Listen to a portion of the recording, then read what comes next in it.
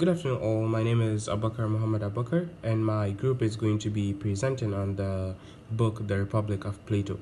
The Republic of Plato, specifically book 1, which is talking about justice.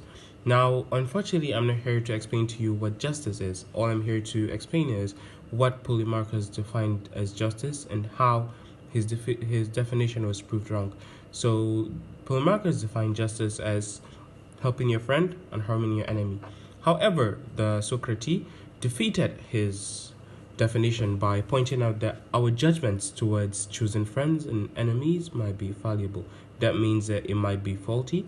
You might be wrong while deciding who is your friend and who is your enemy. So, in the contrary, you might end up harming your friend and helping your enemy because you don't really know who your enemy are. As we have been taught in political science that there is no permanent enemy and there's no permanent friend, only permanent interest.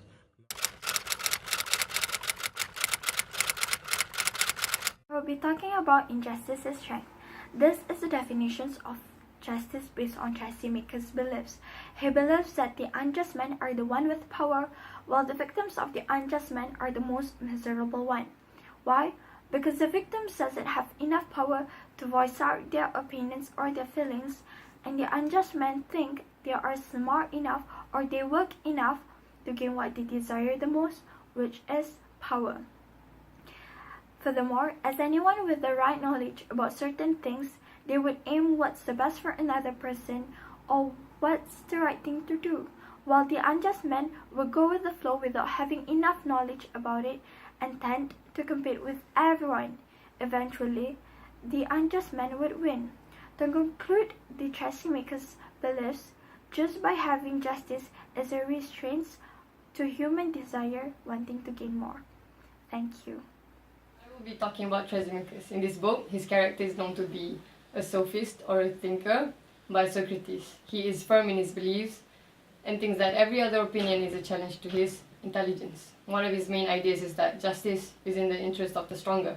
In other words, that means that the right thing is based on what is best for the authority or the ruler. So whatever they think is right, the people must follow. Trasimaker also says that being unjust is more beneficial to oneself, and being just will only benefit others. I believe this concept should be implemented because the society needs a singular voice to unite under a common set of laws. However, the definition of just is determined by the moral values of the individual or the ruler himself. Alright, moving on to Socrates. Do you know who Socrates is? Socrates is actually the teacher to Plato. However, in this book, he reserves as persona of Plato himself. This man desires to find what is the definition of justice and what is a just man. And he likes to use so many analogies. For example, when a horse is hurt, does it get better or worse? Obviously it becomes worse. In the context of justice, is it fair to punish someone who is innocent?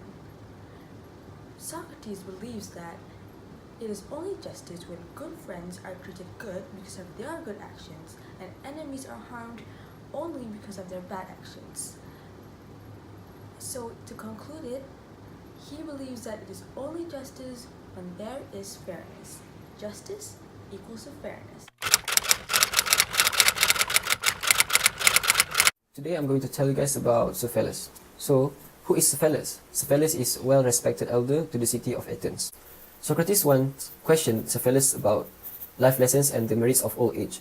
The discussion quickly turns to the subject of justice when he said, "Getting old and wearier, our priorities are diverted to things that is more important, which is death." Cephalus also said that most aged men are more contemplative and have more fear and regrets of their sins. In order to avoid these worries is to be just to everyone or living up your legal obligations and be honest.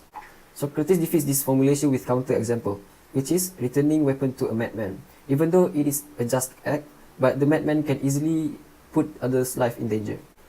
According to the book, at this point, Cephalus excused himself to see some sacrifices, and his son, Polemarchus, takes over the argument for him.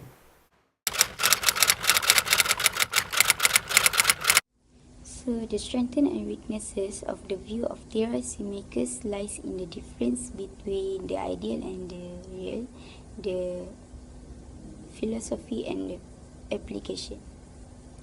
The philosophy of justice, as Socrates advanced, is its highest nature, transcending the prejudice and partisanship of man necessary to attaining the ideal state.